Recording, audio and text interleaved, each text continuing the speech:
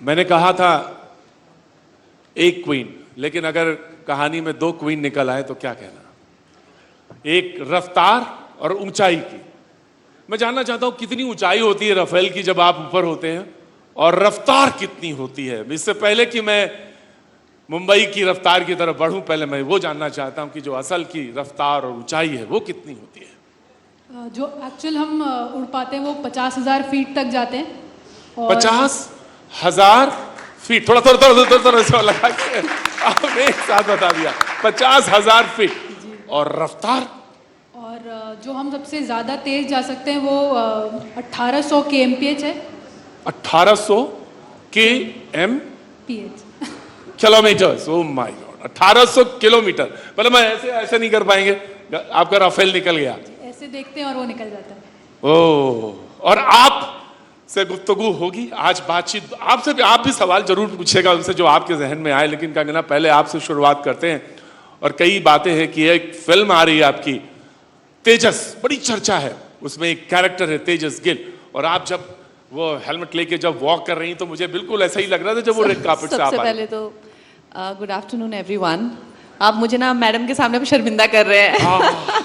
हम लोग बस नाम के पायलट हैं, और ये हमारे जो देश के जो असली हीरोज़ हैं, जो हमारी सरहदों को सुरक्षित रख रहे हैं और दिन रात हमारी सुरक्षा में लगे हुए हैं, उनके सामने आप मुझे प्लीज़ तेजस के बारे में कोई क्वेश्चन मत पूछिएगा कि कितनी स्पीड पे वो आप उड़ाते हैं और कितनी स्पीड पे क्या करते हैं। देखिए, एक जो नकली गोली होती है ना और असली गोली, हाँ। उसका जो फर्क है ना, वही फर्क है अभी शिवांगी सिंह जी में और मुझ में। तो सारी टेक्निकलिटीज आप इनके सामने मुझसे प्लीज फाइटर पायलट की कुछ मत पूछिएगा। नहीं नहीं नहीं नहीं, मैं आपसे तो कुछ और सवाल पूछूंगा।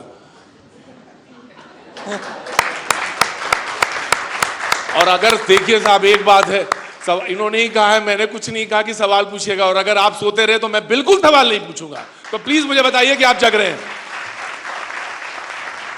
लेकिन सच है, कंगना फिल्म की बड़ी चर्चा।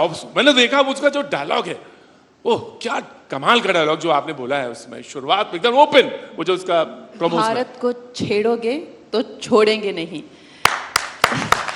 अभी तो पूरा हो जाने दीजिए। ये डायलॉग बाजी वगैरह हम कर सकते हैं है। तो ये एक भारत को छेड़ोगे तो छोड़ेंगे नहीं। आई थिंक जो हमारे जो एक सोल्जर है, चाहे वो आर्मी से बिलोंग करे या नेवी से या एयरफोर्स से, तो एक उनकी एक आई थिंक एक ode to a soldier's life है तेजस, वास्तविकता में, कि सारी उम्र वो युद्ध जाने की तैयारियां करते रहते हैं, और जब उनके लिए युद्ध का वक्त आता है तो क्या उनकी भावनाएं होती हैं, किस कदर किस बहादुरी से वो देश के लिए लड़ मरते हैं। तो आई थिंक ये जो है, ये सेंटिमेंट हर इंडियन से रेजोनेट करेगा।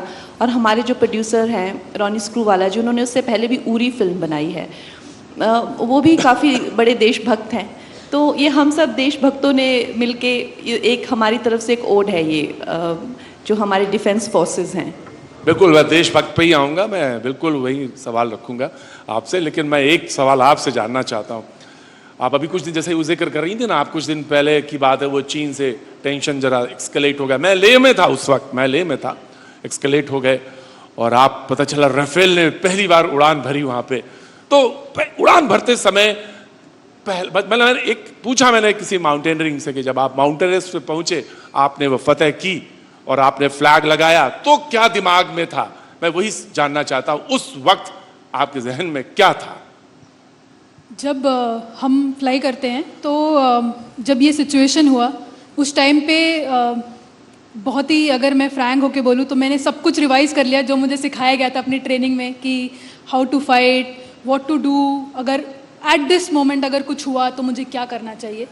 आई थिंक एज अ पायलट मेरे दिमाग में वही रहता है, बट ऑन ग्राउंड मुझे लगता है कि शायद मेरी जितनी भी ट्रेनिंग है वो सफल हो जाएगी आज अगर कुछ हुआ तो। बट खुदा ना खास्ता नहीं होना चाहिए, जब तक नहीं है तब तक अच्छा है। और जितनी आर्मी का तो रूल है, जितनी अच्छी ट्रेनिंग उतनी अच्छा कमाल।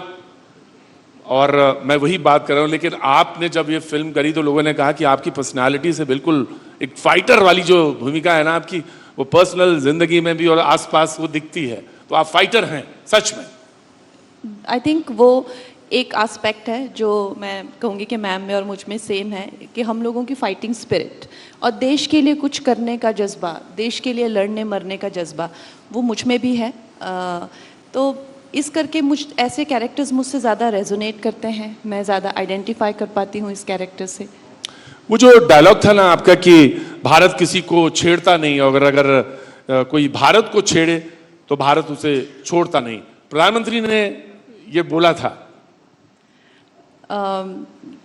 ये मेरी टीम से आपको पूछना पड़ेगा, लेकिन ऑफ कोर्स जो हमारे प्रधानमंत्री जी हैं उनका जो उनकी जो देशभक्ति है, उनके जो संस्कार हैं देश के लिए, उनकी जो भावनाएं हैं, वो सबके लिए प्रेरणात्मक हैं, हम सबके लिए प्रेरणा का स्रोत हैं।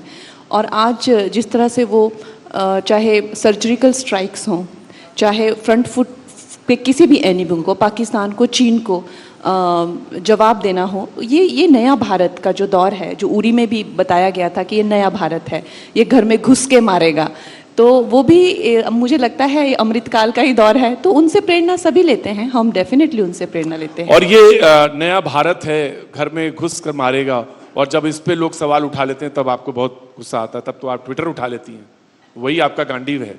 आप तुरंत गांडीव उठाती हैं, अपना ट्विटर उठाती हैं और तुरंत जवाब देती हैं, क्योंकि जैसे ही कहते हैं ना, भारत ये नया भारत है, नया भारत सोचता हुआ भारत है, और ये तुरंत जवाब देता है।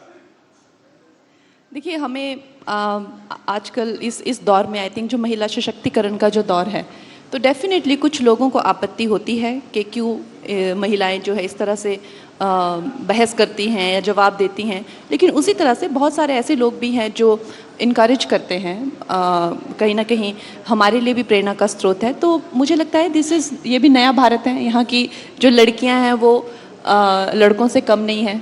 अच्छा, ये जो आपका देश प्रेम है, ये राष्ट्रवाद है, मैं देख रहा था आपकी ट्विटर वॉल देख रहा था, उसमें तमाम सारी चीजें थी। जो लोग कहते हैं कि ये आपका राष्ट्रवाद, ये जो है वो कुछ फर्क है, मुख्तलिफ है दूसरे वाले से, जिसमें बैलेंस है, बैलेंस होना चाहिए, वो ये कहते हैं। आपका राष्ट्रवाद कुछ अलग है, ऐसा देखती है, या कि नहीं ये बेकार की बात है, राष्ट्रवाद तो राष्ट्रवाद होता है? देखिए, मैं इतनी समझदार नहीं हूँ, मुझे सिर्फ एक बात समझ आती है कि दुनिया में 2 टाइप के लोग होते हैं। वो जो अपने देश के लिए उसको प्रायोरिटी रख के चलते हैं, और एक उस टाइप के होते हैं जिनकी प्रायोरिटी या तो अपना रिलीजन, या अपने लाइफ, या अपनी सेक्सुअलिटी, या अपनी फैशन, या अपनी ये सब, मतलब उनकी एक लिस्ट होती है प्रायोरिटीज़ की। और मुझे नहीं लगता कि दुनिया में हिंदू मुसलमान होते हैं, या सिख या ईसाई होते हैं, या जूस या क्रिश्चियंस होते हैं। मुझे लगता है दुनिया में या तो देशभक्त होते हैं या जो देशभक्त नहीं होते हैं, बस। या तो 2 ही लोग हैं, या तो देशभक्त होते हैं। मैं बहुत ही एक साधारण सोच रखने वाली हूँ, मेरी सोच बहुत साधारण है, तो मेरे लिए दुनिया में 2 ही टाइप के लोग हैं।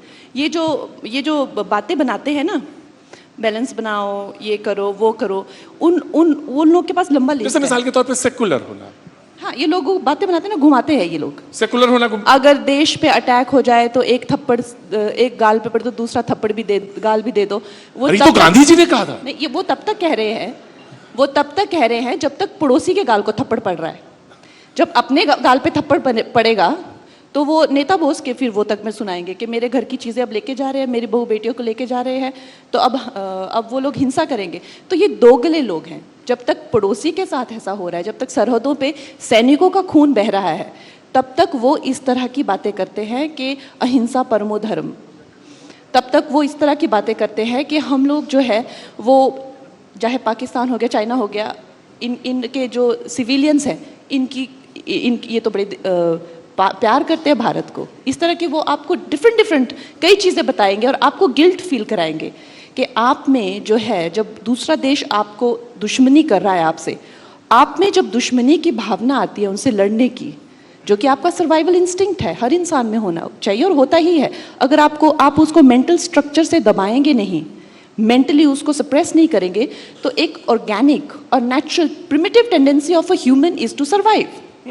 और धर्म भी कहता है अपने प्राणों की रक्षा करना आपका सबसे बड़ा धर्म है, ये धर्म कहता है। बिल्कुल। तो जब भी कोई इंसान आपको ये एनो तेनो करते हैं ना, तो उनका मतलब यही होता है, एक तो एसेंशियली कावर्ड्स होते हैं, नंबर 1। नंबर 2, एसेंशियली वो सेल्फिश होते हैं। जब तक दूसरे की इज्जत लुट रही है, दूसरे की बहन बेटियां मर रही हैं, तब तक वो आपको लेक्चर देंगे। और नंबर 3, वो किसी के नहीं होते, ना वो अपने देश के होते हैं जिसकी मिट्टी का वो खाते हैं, ना वो मातृ ऋण समझते हैं, ना मातृभूमि का ऋण समझते हैं, ना पितृ, ना वो किसी के दोस्त होते हैं, वो किसी के भी नहीं होते हैं।